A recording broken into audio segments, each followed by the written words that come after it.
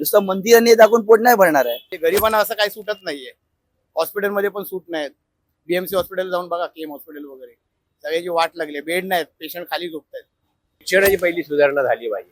महागाई वगैरे कमी केली पाहिजे. आणि महागाई एवढी वाढली त्याचं काय. दुसरं की हे जे आता बघतोय सरकार एवढं घाणेरडं झालंय की सगळं कोणीही निवडून द्या भाजपच येत सत्तेत, कोणालाही निवडून द्या भाजप सत्तेत, साम दाम दंड भेट सगळं हे चालू आहे. लोकसभा निवडणूक 2024च्या पार्श्वभूमीवर देशात इंडिया आघाडी विरुद्ध एनडीए अशी लढत आहे. एनडीए कडून पंतप्रधान पदासाठी नरेंद्र मोदींचा प्रचार केला जातोय, तर इंडिया आघाडीकडून राहुल गांधी यांचा प्रचार केला जातोय. शिवाय या दोन्ही प्रमुख नेत्यांकडून आमचे सरकार आल्यास आम्ही सर्व प्रलंबित प्रश्न मार्गी लावू असे भाषणात जाहीर करत आहेत. पण या सगळ्या सर्वसामान्यांना काय वाटतंय, येणाऱ्या सरकारकडून त्यांच्या मागण्या काय आहेत, हे आपण या व्हिडिओच्या माध्यमातून जाणून घेऊयात. नमस्कार, मी वैभव पाटील, माय महानगरमध्ये आपलं स्वागत.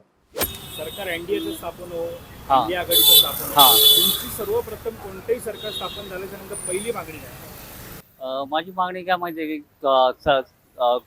कुणाचंही सरकार जरी आलं तरी त्यांनी ज्या लोकांच्या ज्या मूलभूत गरजा आहेत त्या पूर्ण त्यांनी कराव्यात, जसं की अन्न, वस्त्र आणि निवारा. तर जी महागाई वाढली ती थोड्या प्रमाणात, म्हणजे पूर्णपणे कमी होणार नाही पण थोड्या प्रमाणात कमी करावी.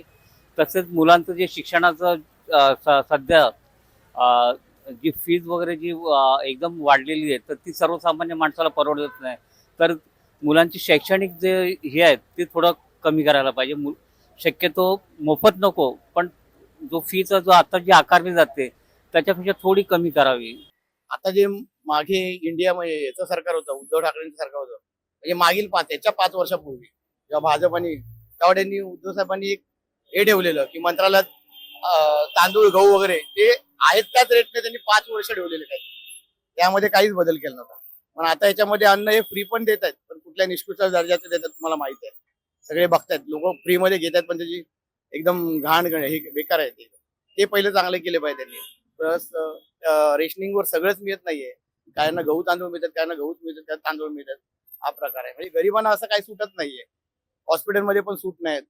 बीएमसी हॉस्पिटल जाऊन बघा, केम हॉस्पिटल वगैरे सगळ्याची वाट लागली, बेड नाहीत, पेशंट खाली झोपतायत. हे केलं पाहिजे लोकांनी.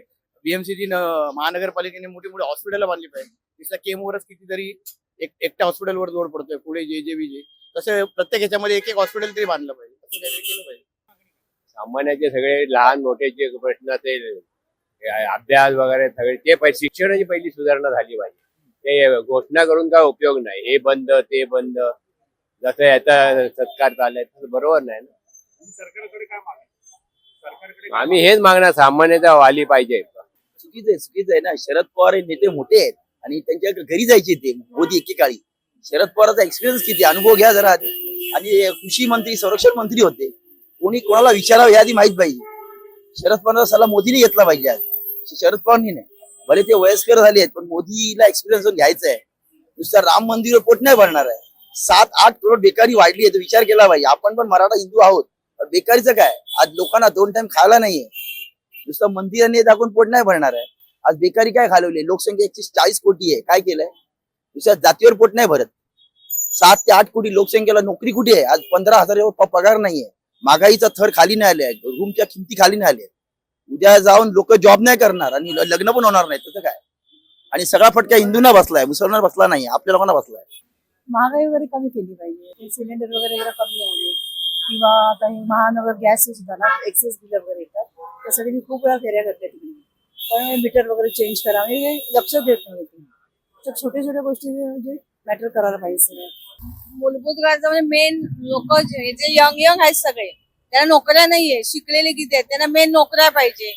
परत ते काय विधवा बायका वगैरे आहेत, त्यांना पण प्रॉब्लेम असतो ना, नवरा नाही काय नाही, फॅमिली सांभाळायची, त्यांना पण हेल्प करायला पाहिजे ना. पण बाकी तुम्ही काय काय महागाई घ्यायचं ह्याचं त्याचं करता, त्याच्यावर कंट्रोल यायला पाहिजे. ते कंट्रोल येत नाही. फक्त तुम्ही सांगता आम्ही सबसिडी देतो, हे देतो, कुठे पुढे काय होतं? काहीच नाही होत ना. ते लहान मुलांचं शिक्षणाचं काय, कोणाचं आई वडील नसतात काय, मग ते कोण हे करणार ना. ती पण जिम्मेदारी वगैरे घ्यायला पाहिजे, असं आहे ना. कॉलेज आता मुलं किती शिकलेली आहेत, कॉलेज शिक्षण म्हणजे पुढे कॉलेज पुढे जॉबचं होतच नाहीये. किती जणांचं, किती बेकार मुलं आहेत, त्याचं काय? ते करायला पाहिजे की नको? त्याची काय गॅरंटी देणार? पुढचं पण सरकार येऊ दे. आणि महागाई एवढी वाढली, त्याचं काय? म्हणजे महागाई वगैरे कमी करा. म्हणजे तुम्ही आता तुम्ही पेपर मध्ये येता असं करा, ह्याला वोट द्या त्याला वोट, कोणी कुठचं पण सरकार येऊ दे काय, पण तुम्ही एवढं डाळी तांदूळ सगळं ते वाढवलेच भाव, त्याच्यावर कंट्रोल करा. बरोबर आहे ना. किंवा तुम्ही आता गॅस सिलेंडर आहे ते वाढवलं, ते मेन प्रॉब्लेम आहे. आणि दुसरं म्हणजे भाजीपाला, आता काही आलं की कांदे वाढले बटाटे वाढले, पण ते सर्वसामान्य काय करणार ना त्याच्यासाठी. तुम्ही मेन गव्हर्नमेंट त्या लोकांनी बघायला पाहिजे त्याच्यासाठी. तुमचा प्रॉब्लेम तुम्ही सॉल्व्ह करा, गरिबांना कशाला हे करता, ते नाही करायला पाहिजे. म्हणजे मीडियम सगळं हे करायला पाहिजे ना असं. आणि मेन नोकऱ्या द्या मुलांना. काय काय लोकांची किती हालत असते. आता रेल्वेचं बोलतात, किती लोक पडून रेल्वे मधून जातात. ती आता किती, मी ते बसलेला पेपर वाचते रोज, किती जण ऍक्सिडेंट होतात. हे सेंट्रलला जास्त होत आहे. मग ते तुम्ही काहीतरी प्रॉब्लेम हे करा ना. हा तुम्ही एसी गाड्या सोडता हे सोडता, पण तुम्ही कमी जास्त गाड्या एक्स्ट्रा सोडा ना. किती यंग माणसं 4-5 गेल्या आठवड्यात 4-5 जण यंग माणसं गेली आहेत, तरुण मुलं. आणि ते डोंबिवली जास्त आहेत. एक डोंबिवलीची 23 का 24 वर्षाची मुलं गेल्या आठवड्यात गेली आहे. एक पोलीस मध्ये कामाला मुलगा असणारा, तो चर्चगेटला ऑफिसला जातो, तो एक गेलाय. त्याचे वडील ना आई होती आणि बहीण, पण नाव वगैरे काय माहिती नाही, डोंबोला राहणारा. त्याने दुसरा एक मुलगा आता मदत गेला. म्हणजे मी पेपर वाचते म्हणून मी सांगते, मी टीव्ही बघत नाहीये. आमच्याकडे टीव्ही नाहीये, मी पेपर ते मेन रेल्वे ते तुम्ही हे करा. मेट्रो चालू करा, हे सगळं फायदा काय ना, पण रेल्वे हे करा तुम्ही. आमची पहिली मागणी असणार आहे की मराठा आरक्षण.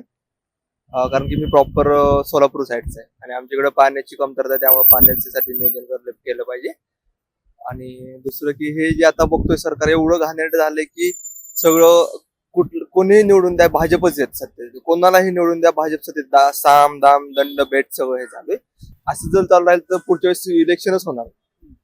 तर सर माझं असं म्हणणं आहे की यावेळेस भाजप सोडून दुसरं बाकी सरकार आलं पाहिजे. मागण्या पूर्ण आल्या. आता सध्या अशी स्थिती आहे की कुठलंही सरकार द्या, कुठलंही करा, सगळीकडे म्हणजे असं सगळी दादागिरी आपण बघतोय. सगळी दादागिरी, सगळी बाईगिरी, सगळी मस्त हेच चालू. कोणालाही निवडून द्या भाजपच सत्तेत येते, कोणालाही कुठल्याही पक्षाला.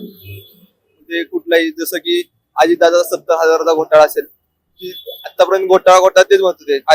जसं की देवेंद्र फडणवीस म्हणत होते की अजितदादा चक्की पिसिंग, आणि त्यांच्या पक्षात आले की झाले सगळे घोटाळे माफ, वॉशिंग मशीनच जाऊन. तर मग हे पैसे कोणाचे येते? आपलेच आहेत ना, आपण टॅक्स भरतो, आपल्याच आहेत देतो. तर हे विकास सोडून सगळे पैसे नाहीत असं मला तर वाटतं. हे जर आता मी बोललोच ना की हे पूर्ण वॉशिंग मशीन आहे. ते साम दाम दंड भेद सगळ्या प्रकारचा वापर करून ते समोरच्या पार्टीला आपल्याकडे घेतात.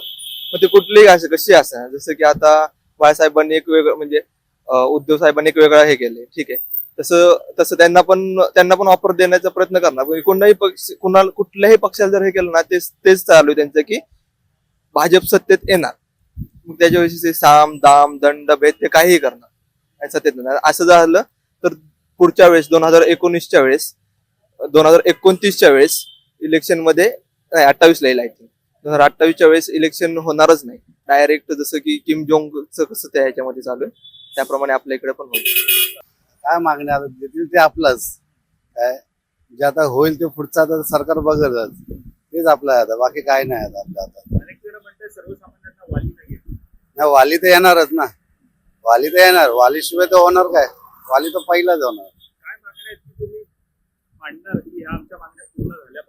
आता मागण्या एवढ्याच आहे की लोक आताच्या पिढीला आहे ना, पुढच्या सरकारने चांगला सपोर्ट द्यायला पाहिजे, एवढीच इच्छा आहे. काय बाकी काय नाही. आता शिक्षणाच्या बाबतीत तर सर्व सरकारने करायलाच पाहिजे. फी पण एवढी वाढली तर आता लोकांना परवडत नाही. त्यासाठी पोरांना जॉब नाही भेटत आहे.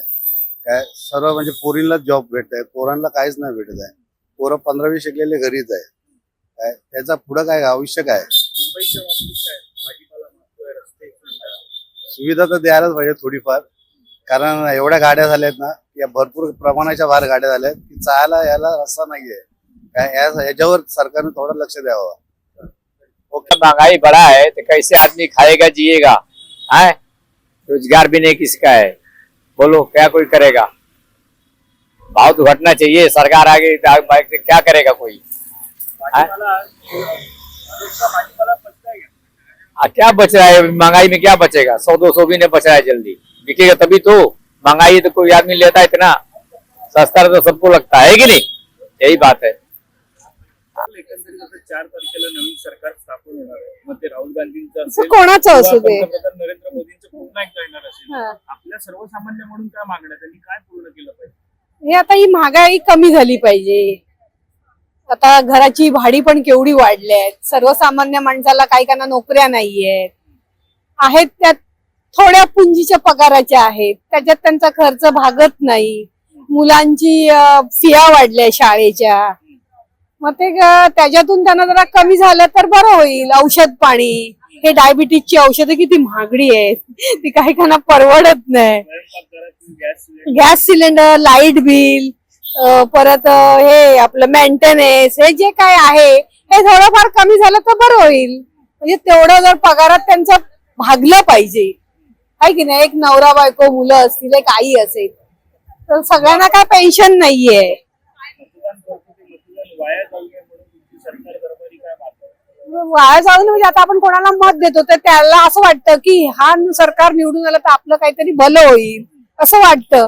पण ते कधी येण्यापुरती, नंतर एरे मजा मागल्या. पुरत हाय ती हाय महागाई. कधी कांदे वाढतात तर कधी टोमॅटो वाढतो. तसं काही नाही काहीतरी चालूच असतं ना. तर त्या मच्छी म्हणा, मटण म्हणा, सर्वसामान्य माणसांना हे परवडत नाही, पण तरी पण आपण थोडंफार तरी खातोच.